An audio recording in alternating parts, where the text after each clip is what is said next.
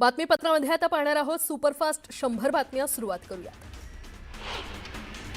मराठा समाज आणि आमच्यामध्ये जरांगे पाटलांमुळे अंतर झाल्याचं भुजबळांनी म्हटलेलं आहे। जरांगेंचं टार्गेट ओबीसी नाही तर फडणवीस असल्याचं भुजबळांनी म्हटलं। जरांगे पाटलांचा आवाज मराठ्यांनीच दाबण्याची वेळ असल्याचं म्हणत भुजबळांनी हल्लाबोल केला। जीआर रद्द करण्याची खोड भुजबळांनी काढू नये, आमच्या मुळावर उठला तर ताकद दाखवून देण्याचा इशारा जरांगे यांनी दिलाय। तर बीडमध्ये दहशत माजवण्यासाठी सभा घेतल्याचं म्हणत जरांगेंनी भुजबळांवर पलटवार केला। विजय वडेट्टीवार डबल ढोलकी असल्याचं वक्तव्य भुजबळांनी केलं। मराठा समाजाला ओबीसीतून आरक्षण देण्याची मागणी केल्याचा व्हिडिओ दाखवत भुजबळांनी भर सभेत वडेट्टीवारांवर टीका केली। विखे आला आणि सर्व महाराष्ट्रामध्ये विखार पसरवून गेल्याचं भुजबळांनी म्हटलंय। गेला तर गेला पण जीआर काढला म्हणत छगन भुजबळांनी विखे पाटलांवर जोरदार टीका केली आहे। मराठा समाजाला ओबीसीमध्ये घालण्याचा प्रकार असल्याचं लक्ष्मण हाकेंनी म्हटलेलं आहे। ओबीसी आरक्षणाच्या अन्नात माती टाकण्याचं काम सरकारनं केल्याची टीका हाकेंनी केली। अहिल्यानगरच्या राहुरी मतदारसंघाचे आमदार शिवाजीराव कर्डिले यांचं निधन झालंय। बुरहाणपूर येथील निवासस्थानी त्यांच्या पार्थिवावर अंत्यसंस्कार करण्यात आले। यावेळी मोठ्या संख्येनं विविध पक्षाचे नेते उपस्थित होते। सोलापूर जिल्ह्यातील राजन पाटील, यशवंत माने, दिलीप माने भाजपमध्ये पक्षप्रवेश करणार आहेत। देवेंद्र फडणवीसांच्या उपस्थितीत हा पक्षप्रवेश होण्याची शक्यता आहे। दौंडमध्ये भाजपचे स्वप्नील शहा आणि नंदू पवार राष्ट्रवादीमध्ये पक्षप्रवेश करणार आहेत। पक्षप्रवेश सोहळ्याची जय्यत तयारी करण्यात येते। अजित पवार यांच्या उपस्थितीमध्ये हा पक्षप्रवेश सोहळा संपन्न होणार आहे। जिल्हा परिषद निवडणुकांआधी नगरपालिका निवडणूक होण्याचे संकेत मंत्री गुलाबराव पाटलांनी दिले। जिल्हा परिषद सोडतीत गुलाबराव पाटील यांचे चिरंजीव प्रताप पाटील यांचा पाळधी गट हा राखीव झालाय, तर त्यांच्या जागी त्यांच्या पत्नी ममता प्रताप पाटील या निवडणूक लढवण्याची चर्चा आहे। यावर प्रतिक्रिया देताना मंत्री गुलाबराव पाटील यांनी जिल्हा परिषद निवडणुकांचा अध्याय कुठलाही विचार केलेला नसून पहिले आम्ही नगरपालिका लढवू आणि नंतर जिल्हा परिषद निवडणुकांचा विचार करू अशी प्रतिक्रिया दिली आहे। साताऱ्याच्या कराड तालुक्यातील अनेक गावात मतदार यादीत दुबार नावं असून ती वगळण्यासाठी भाजप पदाधिकाऱ्यांनी मतदार यादीतील दुबार नावाचे पुरावे तहसीलदार कल्पना ढवळे यांना दिलेत। तसंच आगामी जिल्हा परिषद, पंचायत समिती आणि नगरपालिका निवडणुकीपूर्वी दुबार नावांवर कारवाईची मागणी केली आहे। लाडक्या बहिणींचे पैसे महिलांना मिळत आहेत आणि त्यामुळे आज पुरुष महिलांकडे पैसे मागतायत असं विधान मंत्री गुलाबराव पाटलांनी केलंय। सगळेजण साथ सोडून जातात पण बहीण कधीच भावाची साथ सोडत नाही असंही ते म्हटलंय। डहाणूमध्ये राष्ट्रवादीच्या कार्यकर्ता मेळाव्याचं आयोजन करण्यात आलं होतं। यावेळी ठाकरेंच्या शिवसेनेचे आणि काँग्रेसच्या पदाधिकाऱ्यांनी राष्ट्रवादीमध्ये पक्षप्रवेश केला। नरहरी झिरवळ यांच्या उपस्थितीमध्ये हा पक्षप्रवेश सोहळा संपन्न झाला। पडळकर उद्या न्यूयॉर्कला जाऊन काहीही बोलतील, हिंदू मुलींना सल्ले देण्याची काहीही गरज नाही। पडळकरांच्या जिमबाबतच्या वक्तव्यावरून राऊतांनी त्यांच्यावर टीका केली आहे। मुंबईतील सिद्धार्थ कॉलेजच्या बुद्ध भवन येथील ग्रंथालयाला अण्णा बनसोडेंनी भेट दिली। डिजिटल माध्यमाच्या मदतीनं नवीन पिढ्यांसाठी एक आधुनिक वाचन केंद्र बनवण्याची गरज असल्याचं वक्तव्य त्यांनी यावेळी केलं। तर ग्रंथालयाचा वारसा जपण्यासाठी सरकारकडे देखील पाठपुरावा करण्याचं आश्वासन त्यांनी दिलं। म्हाडाच्या कोकण मंडळाकडून फेब्रुवारी 2024 मध्ये काढलेल्या सोडतीत अल्प उत्पन्न गटातील सोडत विजेत्यांना ऐन दिवाळीच्या शुभ मुहूर्तावर ताबा मिळाला।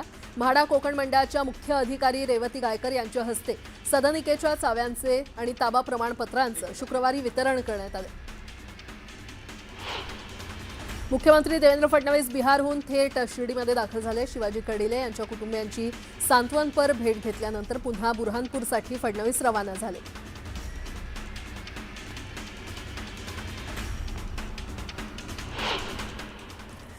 आता एक सविस्तर बातमी। आता गप्प बसणार नाही, ओबीसी आरक्षणासाठी कोर्ट आणि रस्त्यावर दुहेरी लढा लढू असा इशारा छगन भुजबळ यांनी दिलाय। मराठा आरक्षणासंदर्भातल्या जीआरच्या मुद्द्यावरून आक्रमक झालेल्या ओबीसींचा महाएल्गार मेळावा बीडमध्ये पार पडला। छगन भुजबळ, धनंजय मुंडे, लक्ष्मण हाके आणि गोपीचंद पडळकर यांच्यासह अनेक ओबीसी नेते यावेळी उपस्थित होते। आरक्षणाच्या मुद्द्यावर बोलताना भुजबळांनी नाव न घेता जरांगेंवर प्रहार केलाय। दरिंदे पाटलामुळे मराठा समाज आणि आमच्यात अंतर निर्माण झाल्याची टीका भुजबळांनी केली आहे। तर ओबीसींचं आरक्षण हिसकावून द्यायचं नाही असं आवाहन धनंजय मुंडे यांनी ओबीसी बांधवांना केलंय। दरम्यान नेत्यांनी यावेळी एकमेकांवर काय आरोप प्रत्यारोप केलेत आपण पाहूयात। आतापर्यंत आमच्या ज्या नेत्यांनी सांगितलं त्यांनी सांगितलं ना दरिंदे पाटलाने की ओबीसीना पाडा, तोच आदेश आम्ही सुद्धा देऊ शकतो की जे जे ओबीसीच्या मुळावर उठलेले असतील ते कुणाही समाजाचे नेते असू दे, त्यांना धाराशिव केले आडवे करा, त्यांना आडवे करा, एवढंच तुम्हाला सांगतो. ते काही म्हणताय ते आता बुद्धी ढळली. अक्कल दाढ पडली त्याची बहुतेक. अक्कल दाढ असते माणसाला प्रत्येकाला. त्या घुरट भुजबळची पडली वाटतं ती. ते घुरट सगळीकडे ते वास दरवळतो का तसं ते घुरट सगळीकडे हिंडत आहे. आणि ते त्याच्या चक्रव्यूहात सगळ्यांना घ्यायला लागलं. ओबीसी नेत्याला त्याचा देवारा करून घ्यायला लागले आणि ओबीसीच्या नेत्याचा सुद्धा घ्यायला लागले. पण एक गोष्ट लक्षात ठेवा, ओबीसीतूनच आरक्षण घेणार आणि तेही मराठ्याला देणार. तुम्ही कितीही दडपण आणण्याचा प्रयत्न करा, त्याला बी बीडचे मराठी म्हणतात एवढं लक्षात ठेवा. तुम्ही आता केलं ना, आम्ही कोर्टात लढू.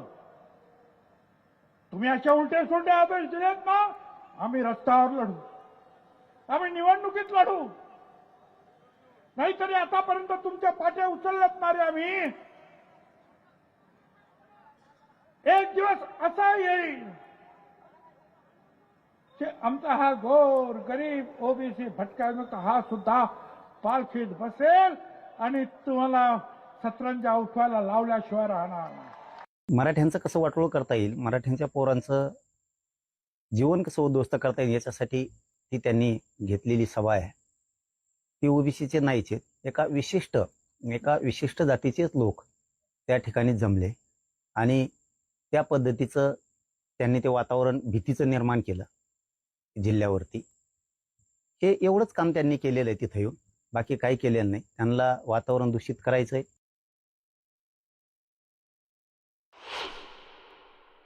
भाई आमचं तर काय घरदार काढलं, आय माय बहीण काय ठेवलं नाही.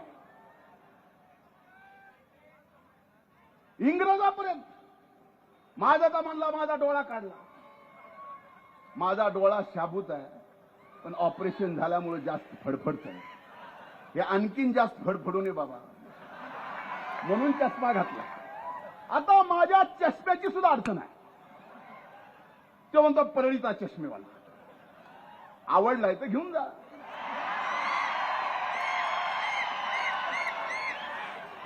पण ओपून दिसल का नाही मला माहित नाही. त्याला कवाच्याच मी बोललो, कवाच नाही. तो ह्याच्यात कशाला, तो ह्याच्यात मी काय बघितलंय सगळ्यांनी.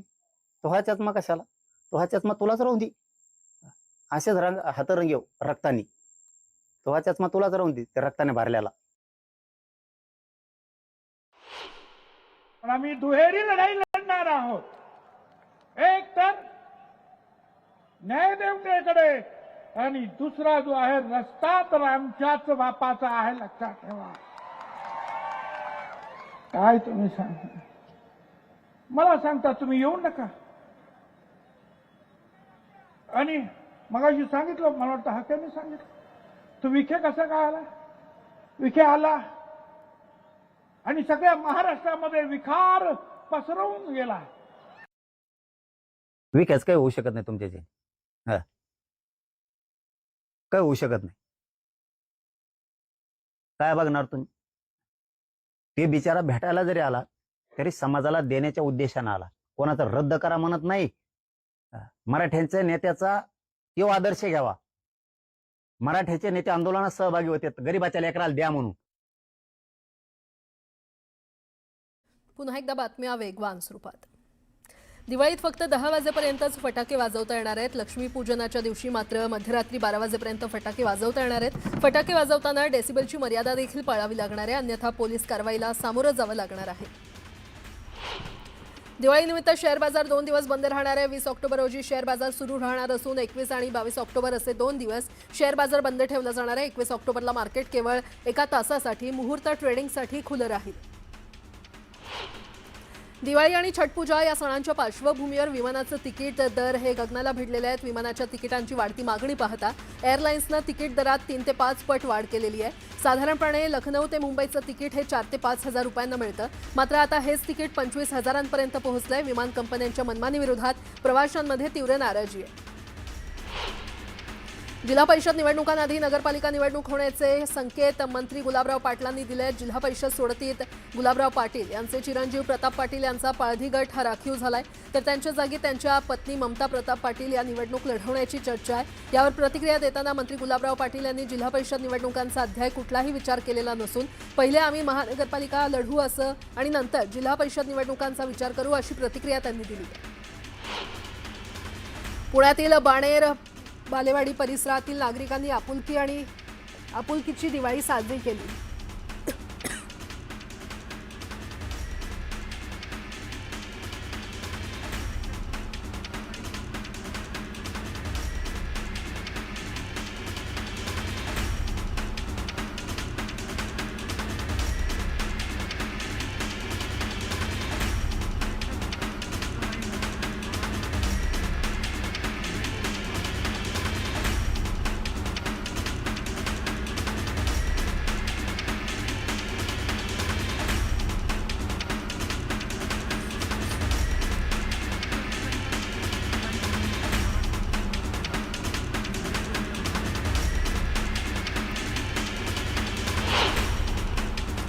जळगावच्या धरण गावात महाविकास आघाडीकडून हंबरडा आंदोलन करण्यात आलं.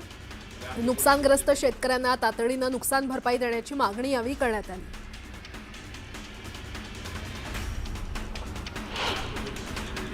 प्रदूषण नियंत्रण मंडळ तब्बल 158 ठिकाणी फटाक्यांचा आवाज मोजणार आहे. दिवाळीमध्ये फटाक्यांच्या आवाजावर नियंत्रण ठेवता यावं किंवा ध्वनी आणि वायू प्रदूषण होऊ नये यासाठी मंडळाच्या वतीनं कंबर कसण्यात आली आहे.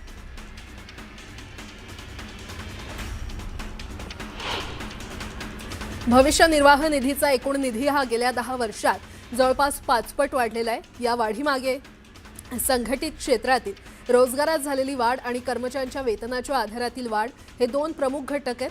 2023-24 मध्ये तो वाढून 24.76 लाख कोटी रुपये झालाय. रशियन तेल खरेदी थांबवण्याच्या धमक्या देत भारताला दबावात ठेवण्याचा प्रयत्न करणाऱ्या डोनाल्ड ट्रम्प यांना भारत जुमानत नसल्याचं पुन्हा सिद्ध झालंय. भारताची ऑक्टोबरमधील रशियन तेल आयात पुन्हा वाढली असून इतर देशांच्या तुलनेत रशियातून होणारी तेल खरेदी आजही सर्वाधिक असल्याचं आकडेवारीमधून दिसून येतंय.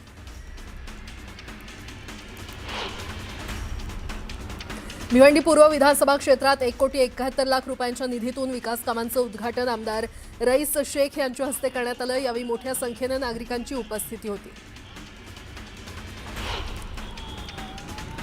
सोलापूर रेल्वे स्टेशन परिसरातील शनी मंदिर समोर एका कारनं अचानक पेट घेतला. अग्निशमन दलाकडून आगीवर नियंत्रण मिळवण्यात यश आलं. सुदैवानं कोणतीही जीवितहानी झाली नसल्यानं मोठा अनर्थ टळला.